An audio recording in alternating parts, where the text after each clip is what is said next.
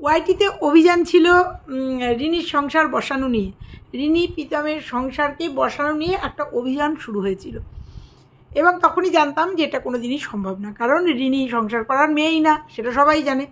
কিন্তু তার পরিবর্তে আমরা পেলাম ঈশানীর সংসার এবং সুন্দর একটা ছেলের সঙ্গে ঈশানীর সংসার হয়েছে। অবশ্যই সেটা খুব খুশির খবর, অবশ্যই কি খুব খুশির খবর, কিন্তু আমার কিছু প্রশ্ন তো থেকেই যায়, কারণ ও সোশ্যাল মিডিয়াতে কাজ করেছে বা করছে, এখনও করছে, ঈশানীর কথা বলছি।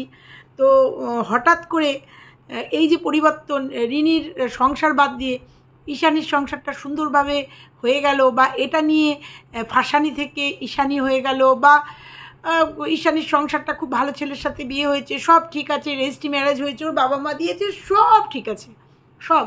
আমিও রেসপেক্টের সঙ্গে বলছি ম্যাডামকে, ম্যাডামের থেকে বার্তাগুলো যেহেতু পাচ্ছি, রেসপেক্ট করি উনাকে, উনিও খুব ভালো করে জানেন। আমি দুটো একটা স্ট্রিম লাইভে উঠেও ছিলাম এবং উনাকে যথেষ্ট রেসপেক্ট করি। সেই সাথেই আমি বলছি যে ব্যাপারটা একটু কেমন লাগছে, এটা আমার একটা প্রশ্ন, কারণ যেহেতু সোশ্যাল মিডিয়াতে ঈশানীও কাজ করেছে, আমিও কাজ করি, অতএব আমার মনে হয়েছে যে এই বার্তাটা হয়তো সত্যি, কিন্তু সেটা সোশ্যাল মিডিয়াতে অন্তত একটা কমিউনিটি পোস্ট দরকার ছিল না, বরের ফেসের দরকার ছিল না।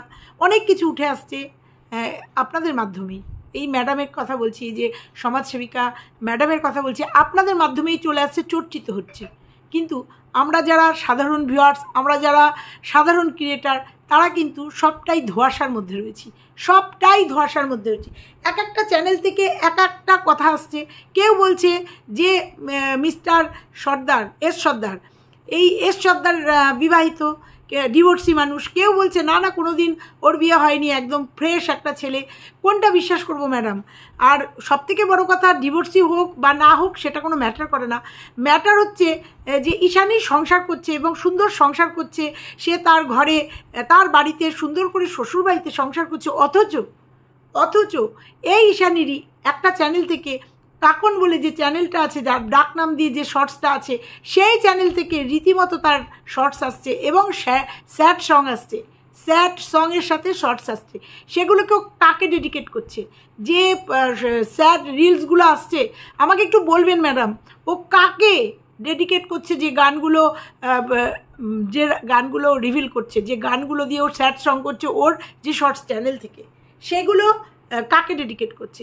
এই গেল একটা প্রশ্ন। আর একটা প্রশ্ন, তো চলো তার আগে আমি ভিডিওর মধ্যে ঢুকি। আমার দুটো প্রশ্ন আছে ম্যাডামের কাছে। প্রশ্ন আমাদের থাকতেই পারে, হ্যাঁ ম্যাডাম যখন লাইভ করেছেন আমি তখন লাইভে অ্যাটেন্ড ছিলাম না, পরে লাইভটা দেখেছি এবং ডিটেলসটা জানতে পেরেছি। তো আমার ম্যাডামের কাছে দুটো প্রশ্ন আছে, সেই দুটো প্রশ্ন ছিল অনেকগুলো, কিন্তু মেন দুটো প্রশ্ন আছে, সেই প্রশ্ন নিয়ে আজকের ভিডিও। যদি ম্যাডাম আমার ভিডিওটা চোখে পড়ে তাহলে প্লিজ উত্তর দেবেন, তাহলে আমি কৃতজ্ঞ থাকবো আপনার কাছে। কারণ অনেক প্রশ্ন থেকে যাচ্ছে, কারণ এই ঈশানী একসময় ফাঁসানি, একসময় নোংরা মেয়ে, এবং আমরা জানি যে ওকে, আমি অন্তত জানি, কারণ ওকে আমি নিজে চোখে প্রীতমের সাথে সুন্দরবনে দেখেছি, আমি নিজে দেখেছি ওকে। অতএব একটা মেয়ে একটা ডিভোর্সি ছেলের সাথে, বিয়ের আগের ডিভোর্সি বরের সাথে সুন্দরবনে গিয়ে 2-3 রাত কাটিয়েছে। আমি আজকে নতুন করে কিছু বলবো না, এগুলো পুরনো ঘটনা। কিন্তু হঠাৎ করে এই মেয়েটার জীবন নিয়ে, এই মেয়েটার সংসারটা নিয়ে এত উত্তাল কেন ওয়াইটি? এত উত্তাল কেন, যখন এই মেয়েটা চুপ করে রয়েছে? এই মেয়েটার কোনো আপডেট নেই। একটা কমিউনিটি পোস্ট ওর কি দেওয়া উচিত ছিল না? সোশ্যাল মিডিয়ার থেকে লাখ লাখ টাকা কামাচ্ছে, সোশ্যাল মিডিয়াতে এত ফ্রেন্ডস, এত ফলোয়ার, অন্যের মুখ থেকে শুনবে কেন মানুষ? কেন ওর একটা আপডেট আসবে না? ওর কমিউনিটি পোস্ট একটা আসবে না যে আমি বিয়ে করেছি, আমি সুন্দর করে সংসার করছি, আমার স্বামীর নামেই ব্লা ব্লা ব্লা? কেন ওকে বলছি না, এর আগের দিন বলেছিলাম যে ওর রেজিস্ট্রিটা, ওর বিয়েটা, এগুলো দেখাক, অবশ্যই হয়তো দেখাবে, কিন্তু কেন একটা আপডেট নেই? আর তার পরিবর্তে কেন ওর শর্টস চ্যানেল থেকে এত স্যাড সং আসছে? কাকে ডেডিকেট করছে এই স্যাড সংগুলো? কাকে ডেডিকেট করছে? তারপরেও আমি আপনাকে একটা প্রশ্ন করব, তো চলো মূল ভিডিও। হ্যালো বন্ধুরা, কেমন আছো তোমরা? নিশ্চয়ই ভালো আছো, আমিও খুব ভালো আছি। প্রসঙ্গত আমি এদের নিয়ে, আমার এরা কন্টেন্ট না, কিন্তু কখনো কখনো এখনও ভিডিও করি। যেহেতু সঙ্গীতা ম্যাডামের ভেতরে ঢুকেছে, অনেকটা পরিষ্কার হয়েছে, এটা একদমই সত্যি কথা। ওয়াইটিতে যেসব ভিডিওগুলো ফ্যামিলির সামনে ছেড়ে দেখতে পারতাম না, শুনতে পারতাম না, অনেক সময় আমরা সংসারে কাজ করি, কিছু ভিডিও ছেড়ে আমাদের শুনতে হয় কন্টেন্টের জন্য, বা কে কী কাকে নিয়ে বলছে শুনতে হয়। সেক্ষেত্রে অনেক ভিডিও আমরা মানে ফ্যামিলির সামনে খুলতে পারতাম না, আমাদের নয় কানে হেডফোন দিয়ে নয়তো একান্তে শুনতে হতো। সেই জায়গাটার সঙ্গীতা ম্যাডামের অবদান একদম 100% এর জন্য হ্যাটস অফ, প্রথমেই বলে দিলাম। আর সবথেকে বড় কথা, আমি সঙ্গীতা ম্যাডামকে ভীষণ পছন্দ করি। উনার লুকিং সুন্দর, উনার কথাবার্তা সুন্দর, এবং উনার একটা চ্যানেল আমি হঠাৎ করে দেখলাম, উনার নামের একটা চ্যানেল, এবং ওই চ্যানেল থেকেই আমি সবটা দেখছি। প্লাস আরও সব চ্যানেলে যে সমস্ত বার্তা আসছে অবশ্যই দেখি। আমার উনাকে ভালো লাগে, এবং উনার সিদ্ধান্তগুলো বা উনার যে পদ্ধতিগুলো আমার ভালো লাগে। কিন্তু তার মধ্যেও একটা খটকা আমার লেগেছে, সেটা হচ্ছে উনি এসেছিলেন রিমির সংসারটাকে গুছিয়ে দেওয়ার জন্য, জোর করে মানে তুলে দিয়ে এসেছিলো প্রীতমের বাড়িতে। যদিও আমি প্রথম থেকে বলেছিলাম কখনো সম্ভব না, কারণ সঙ্গীতা ম্যাডাম একদম নতুন ছিল ওয়াইটিতে, ওদের ইতিহাস জানে না। ওই মেয়ের মা বাবার পুরোটা ইতিহাস জানে না। আজকের দিনে দাঁড়িয়ে হয়তো জেনে গেছে, কিন্তু তখন জেনেছিল না যে আদেও এই মেয়েটি কি সংসার করবে। না, এই মেয়েটি অনেক কিছুতে অ্যাডাক্টেড, অনেক কিছুতে ওর যাই হোক, আজকে বললাম না। আর সেটা হ্যাঁ, যেটা বললো ক্রিয়েটিভিটি, অবশ্যই মেয়েটার ক্রিয়েটিভিটি আছে, কিন্তু ওগুলোকেও কাজে লাগাবে না, ওগুলোকে কাজে লাগাবে না। ওর আজকে একে ভালো লাগে, কালকে ওকে ভালো লাগে, পরশু দিন ট্যাটু করতে ভালো লাগে, তারপরের দিন নাচ করতে ভালো লাগে, তারপর দিন আবৃত্তি করতে ভালো লাগে। ওর লাইফটা এই। তো সবাই বুঝে গেছে জামাই ষষ্ঠীর দিন ফোন করতে করতে যখন নাম ছিল, সে মনে হচ্ছিল ঘুমের জগতে রয়েছে। কেন কি বৃত্তান্ত আজকে আর নতুন করে নাই বললাম। সবাই বুঝে গেছে যে মা দিয়েছে মেয়ে ষষ্ঠী দিয়েছে। সেই মেয়ে ষষ্ঠীর ওখানে 3টে থালা ছিল, 3টে কাঁসার থালা ছিল, মা মেয়ে, তাহলে আর একজন কে ছিল? প্রশ্ন তো সবার কাছেই থেকে যাবে। ক্যামেরা থেকে আমাদের কাছ থেকে লুকানোর কিচ্ছু নেই, আমাদের চোখে সবটা ধরা পড়ে। কিন্তু ওকে নিয়ে ভিডিও করতে ভালো লাগে না জন্য বলিনি বা করিনি। চোখে যে আমার পড়েনি তা নয়, সেখানে 3টে কাঁসার থালা ছিল। অন্যদিকে উল্টো দিকে লোক থাকলে, আমি যদি এরকম করে কথা বলি, আমার ক্যামেরাতে ধরা পড়বে, আমার অপোজিটে কেউ আছে, সেটা বোঝা যাচ্ছিল। আর ওদের জীবনটাই এরকম, একদম একটারও, আমি বলেছিলাম না, একটাও পাতে দেওয়ার মতো না। তো যাই হোক, সেখান থেকে সঙ্গীতা ম্যাডাম, সব থেকে খারাপ লাগছে, সবাই সবার মতো ভিডিও দিচ্ছে, মাঝখান থেকে ফেসেতে হচ্ছে রিতম। ওই বেচারা ফেসে, যদিও ওর মানে গুণে নুন দেওয়ার জায়গা নেই, ওরও এই বয়সে গুণে নুন দেওয়ার জায়গা নেই, ওর মার গুণে নুন দেওয়ার জায়গা নেই, 3টে ফ্যামিলির একটাও ভালো না। কিন্তু প্রশ্নটা হচ্ছে, এখন ঈশানীকে নিয়ে সবাই ভীষণভাবে ব্যস্ত। ঈশানীর বিয়ে হয়েছে, ঈশানীর ভালো বিয়ে হয়েছে, ঈশানীর অ্যাডভোকেটের সঙ্গে বিয়ে হয়েছে, ঈশানীর ডিভোর্সি একটা ছেলের সাথে বিয়ে হয়েছে, ঈশানী খুব ভালো আছে। আমিও মনে প্রাণে চাই, কারণ এরা সত্যি কথাই আমাদের সন্তান তুল্য, খুব ছোটো ছোটো মেয়ে। আমিও মনে প্রাণে চাই 3টে জীবনই যেন ভালো হয়, সুস্থ স্বাভাবিক হয়। ঈশানীও আমি চাই সুন্দরভাবে জীবনযাপন করুক। কিন্তু প্রশ্ন একটাই, সেটা হচ্ছে, যেহেতু সোশ্যাল মিডিয়াতে কাজ করেছে, সোশ্যাল মিডিয়াতে এসছে, সোশ্যাল মিডিয়াতে আর একটা চ্যানেল থেকে রিলস দিচ্ছে, সেক্ষেত্রে তার বিয়ে হলো, সেখানে দেখা যাচ্ছে না তাকে শাঁখা সিঁদুর পরা, সেখানে কিন্তু তাকে শাঁখা সিঁদুর পরা দেখা যাচ্ছে না, সেখানে একটা মেয়ে দেখা যাচ্ছে, একটা মেয়ের যে, অথচ ম্যাডাম বলছেন তার বিয়ে হয়ে গেছে, সে শাঁখা সিঁদুর পরে রয়েছে। তাহলে বলবে এই রিলসগুলো কি অনেক দিনের? কিন্তু রিলসগুলো আপডেট হচ্ছে। 12 তারিখের লাস্ট রিলস দেখে আমি ভিডিওটা করতে বসলাম, আপডেট হচ্ছে। তাহলে বলবো, তারপরেও ম্যাডাম বললেন 1-1.5 মাস আগের ওদের প্রসেসিং চলছে। আর সবথেকে বড় কথা, এটা আমি প্রথম থেকেই জানতাম, ঈশানীর মা কোনো দিনই রিতমকে মেনে নেয়নি জামাই হিসাবে, কোনো দিন চাইতো না, এইটা একদম সত্যি কথা। কিন্তু সেখানে ঈশানী মাকে মানতই না। ইভেন আমরা শুনেছি মার সাথে প্রচুর বিহেভিয়ার খারাপ করেছে, এবং অন ক্যামেরাতেও করেছে, বাদ দিলাম। কিন্তু যেখানে শর্টস চ্যানেল থেকে ভিডিও আসছে, সেখানে মেয়ে, আর এদিকে বলা হচ্ছে ও শাঁখা সিঁদুর পরে সংসার করছে। কিন্তু আমার প্রশ্ন কিন্তু একটাই, যেহেতু সোশ্যাল মিডিয়াতে কাজ করেছে বা কাজ করে, এখনও তার চ্যানেলটা রয়েছে, সে কেন একটা কমিউনিটি পোস্ট দিয়ে বললো না যে আমার বিয়ে হয়ে গেছে? কেন অন্যের মুখ থেকে বা ম্যাডামের মুখ থেকে বা পুরো টিমটার মুখ থেকে মানে আমাদের বার্তা হিসাবে শুনতে হলো এটা? যেহেতু ও একটা ইউটিউবের প্ল্যাটফর্মের একটা ক্রিয়েটার। আমার প্রশ্নটা এখানে, যে একটা কমিউনিটি পোস্ট কোনো ছবির দরকার ছিল না, কিচ্ছুর দরকার ছিল না। একটা কমিউনিটি পোস্ট দিতে পারতো যে আমি নতুন জীবনে পদার্পণ করেছি বা বা বা এই করতে চলেছি, যেটা নাকি আমরা অন্যান্য চ্যানেলের মাধ্যমে বার্তা হিসাবে আমাদের কাছে আসছে যে ওর বাবা মা ছেলে দেখেছে, ওর বাবা মা দেখে বিয়ে দিয়েছে। এইটা কেন ওর চ্যানেল থেকে আসলো না? ওর চ্যানেলে তো শর্টস আসছে, তাহলে সেই শর্টস চ্যানেলে কেন এটা একটা ভিডিও আপলোড হলো না? কেন ও জানান দিল না, ও বলল না? প্রশ্নটা আমার এখানেই। ওর কণ্ঠস্বর ম্যাডামের ইসের থেকে, চ্যানেল থেকে শুনতে হলো কেন? আমার প্রশ্ন একটাই। আর একটা কথা বলবো, ম্যাডাম দেখলাম প্রীতমের মাসিকে খুব সাপোর্ট করছে, যেখানে মাসি একজন মানে কি বলবো, সমাজে বাস করে, ভদ্র সমাজের, নিজেকে সভ্য সমাজের অংশীদার মনে করে, সেখানে ম্যাডাম আপনি এইভাবে সাপোর্ট করলেন, এই ব্যাপারটা আমার ভালো লাগলো না। যে বনে বনে ঝগড়া মিটে যাবে, এটা তো 100% জল কাটলে দুভাগ হয় না, বনে বনে মিটে যাবে, সব ঠিক আছে, কিন্তু বনে বনের সঙ্গে যে ঝগড়াটা, যে ভাষা, যে নোংরা থেকে নোংরাতম গালিগালাজ করা হলো প্রীতমের মাকে, প্রীতমকে, এবং করা হলো, সেই গালিগালাজপূর্ণ একটা ভিডিও কি করে সোশ্যাল মিডিয়াতে আসলো? আর কি করে আপনি বলছেন যে ওইটাও মিটে যাবে? মিটে তো যাবেই। এটা কেন অভ্যন্তরীণে থাকলো না? এই যে আমি বলেছিলাম বস্তির গণ্ডগোল, বস্তির ঝগড়ারও একটা লিমিট থাকে। এই যে নোংরা থেকে নোংরা ভাষা ওর মাসি ইউজ করলো, ইভেন সেখানে ঈশানীর নামেও ও কতগুলো কি করেছে, আমি আজকে নাইবা বললাম, কত কি করেছে সেইগুলো অন ক্যামেরায় বলল। কি করে সেই ভিডিওটা আমাদের সোশ্যাল মিডিয়াতে আসলো? আর কি করে আপনি বলছেন যে ও মিটে যাবে? উনি তো ঈশানীর সম্বন্ধে অনেক কিছু বলে গেছে, এবং অন ক্যামেরা সোশ্যাল প্ল্যাটফর্মে বলেছে যে রিতম প্রত্যেক দিন ঈশানীর সাথে দেখা করতে যায়, এবং প্রীতমের গাড়িতে ঈশানীর জামা কাপড় দেখা গেছে। কি করে আপনি বলছেন যে ঈশানীর বিয়ে হয়ে গেছে, ঈশানী ভালো আছে, অ্যাডভোকেটের সাথে বিয়ে হয়েছে? হতেই পারে। তাহলে ওর মাসি যে কথাগুলো বললো কদিন আগে, এক সপ্তাহ আগে, আপনি বলছেন 1.5 মাস ধরে ওদের প্রসেসিং চলছে, ওদের অনেক আগেই রেজিস্ট্রি ম্যারেজ হয়ে গেছে বা বলছেন, তাহলে কি করে ওর মাসি, তাহলে ওর মাসি কি মিথ্যে কথা বলছে? সেক্ষেত্রে আপনি মাসিকে সাপোর্ট করে যাচ্ছেন, বলছেন ও মিটে যাবে। ওর মাসিকে কিছু বলো না, ওর মাসি চেয়েছিল, ওর মাসি যদি চাইতো তাহলে এই রকম ঝগড়া, বনে বনের এই যে নোংরা অকথ্য ভাষায় গালিগালাজ, এটা কি করে সোশ্যাল মিডিয়াতে আসলো ম্যাডাম? এটা একটু বলবেন। দিনের পর দিন ওর মাসি রিতমকে আর রিনিকে বিক্রি করে খাচ্ছে। আজকে রিনির সাথে রিনির শ্বশুরবাড়ির যোগাযোগ নেই, মানে একটু মন কষাকষি, ওই বাড়িতে ঢুকছে না। সেখানে কি করে মাসি তাকে সাপোর্ট দিল, যেখানে মাসির সাথে বনে বনে একটা ঝগড়া চলছে? তাহলে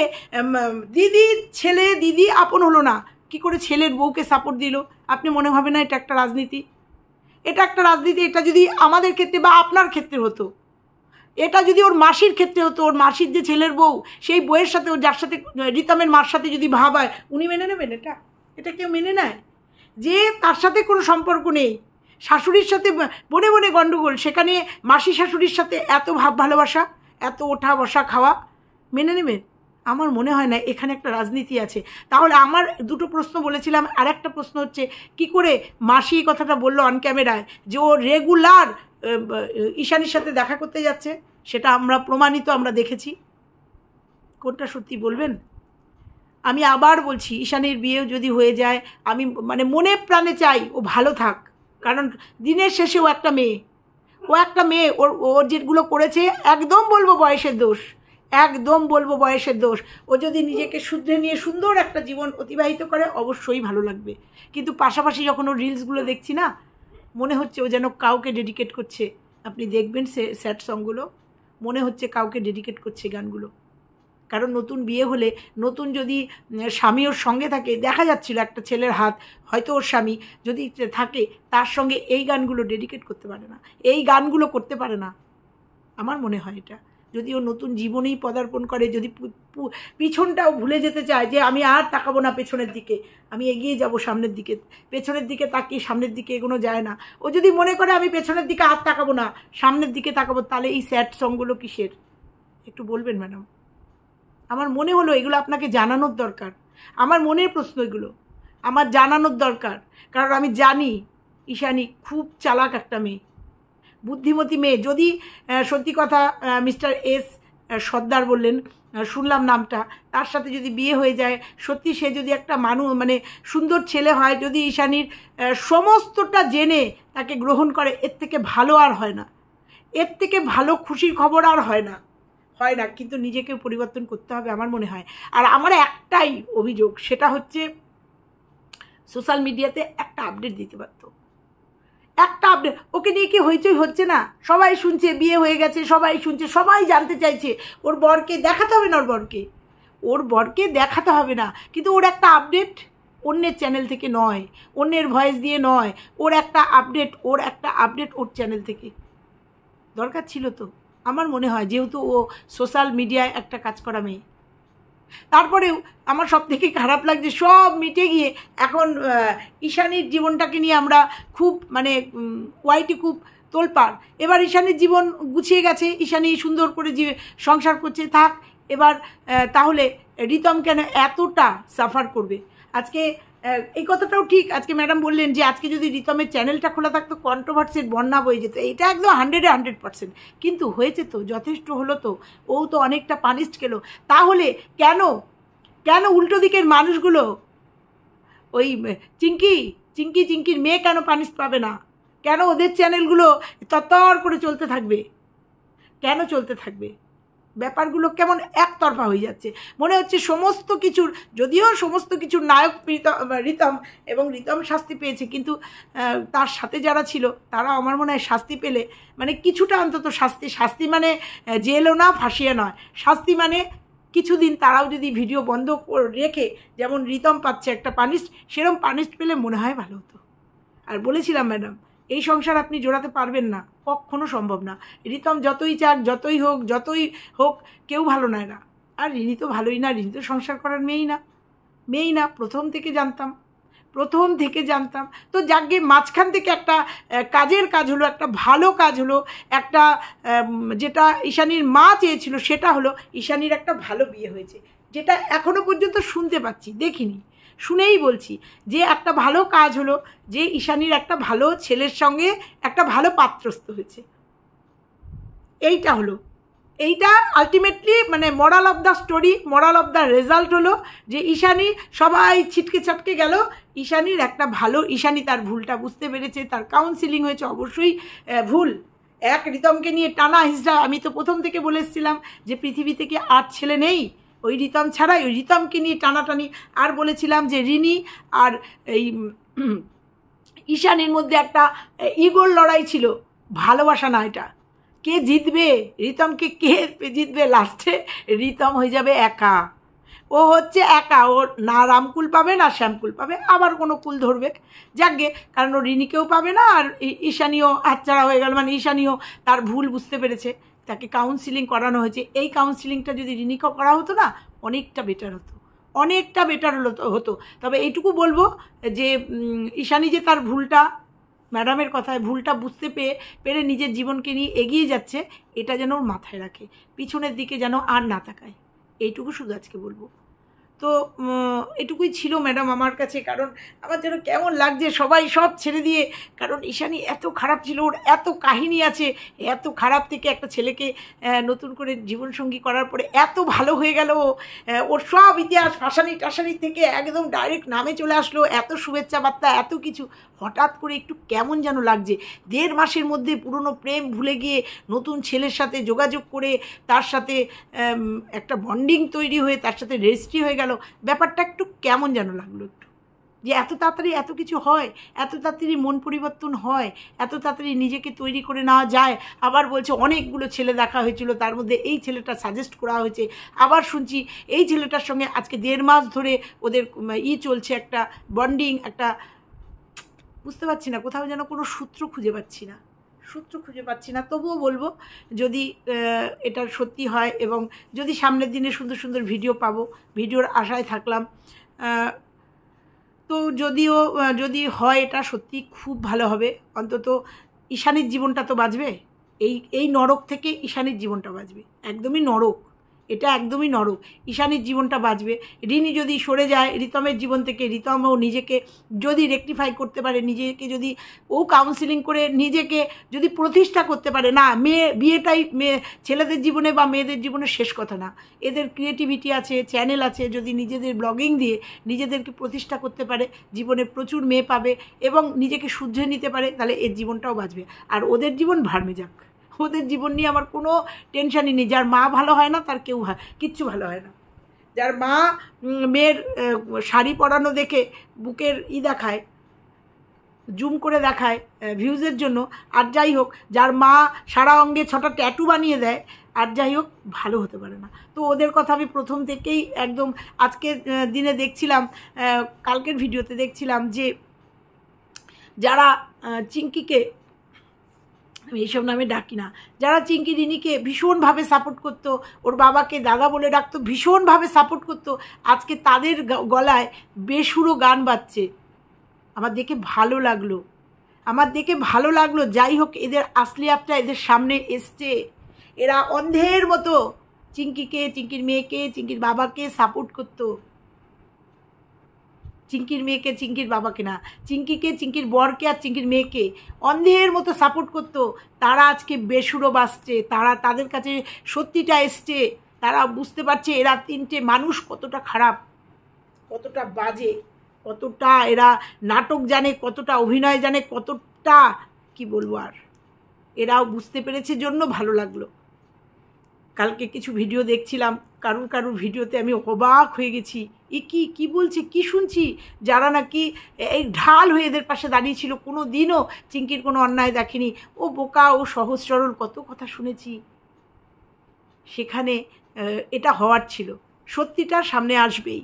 মুখোশের ভেতরে যে মুখোশধারী মানুষটা একদিন মুখোশ সরে যাবেই, আসল রূপটা চলে এসছে চিঙ্কির এবং চিঙ্কির মেয়ের। এটাই হচ্ছে ওদের মা মেয়ের আসল রূপ। আর পেছনে তো ভিলেন আছেই, ভিলেন তো আছেই, যারা যে নাকি পুরোটা একদম অর্গানাইজ করে নাচিয়ে বেড়াচ্ছে, একদমই তাই। তো যাই হোক, এটুকুই চাইবো যে ঈশানীর যেমন জীবন সুন্দর করে, সে যে সুন্দর করে নতুন জীবনে পদার্পণ করেছে, রিতমের জীবনটাও যেন ও নিজেকে মানে কাউন্সিলিং করে হোক, নিজেকে পরিবর্তন করে ওর জীবনটাও যেন সুন্দর হয়ে যায়, সুন্দর হয়ে যায়। এইসব নোংরামো এই মানে এইসব নোংরার থেকে যেন নিজেকে সরিয়ে রেখে সুন্দরভাবে জীবন যাপন করে। আর দেখতেই পেল, আর ওর মারও নিশ্চয়ই শিক্ষা হওয়া উচিত এই পুরো ঘটনার থেকে। এই কয় মাসে ওর মারও শিক্ষা হওয়া উচিত যে ছেলেকে এইভাবে অন্যায়ভাবে সাপোর্ট করলে তার রেজাল্ট কি হয়, তার রেজাল্ট কি দাঁড়িয়েছে ছেলেটার জীবনে। অতএব মাকেও অনেক সংযত হতে হবে। তো চলো বন্ধুরা, আজকে এটুকুই ছিল।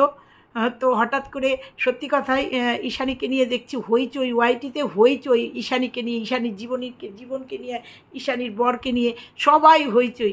তো যাই হোক, ভালো থাক। আবার বলছি, শুভেচ্ছা বার্তা আমিও দিলাম। ভালো হলেই ভালো হোক, ভালোভাবে জীবন কাটাক। কিন্তু আমার কথা হচ্ছে, একটা আপডেট দিলে খুশি হতাম, মনে করতাম ঠিক আছে। তো চলো, ম্যাডাম যখন বলেছে তার কথাতেই খুশি থাকি, আর শুভেচ্ছা বার্তা দিয়ে গেলাম। তো চলো, আজকে পর্যন্তই। ভালো লাগলে লাইক, কমেন্ট, শেয়ার, আর চ্যানেলে নতুন হলে চ্যানেলটা সাবস্ক্রাইব করে পাশে বেল আইকনটা প্রেস করে দিও। টাটা।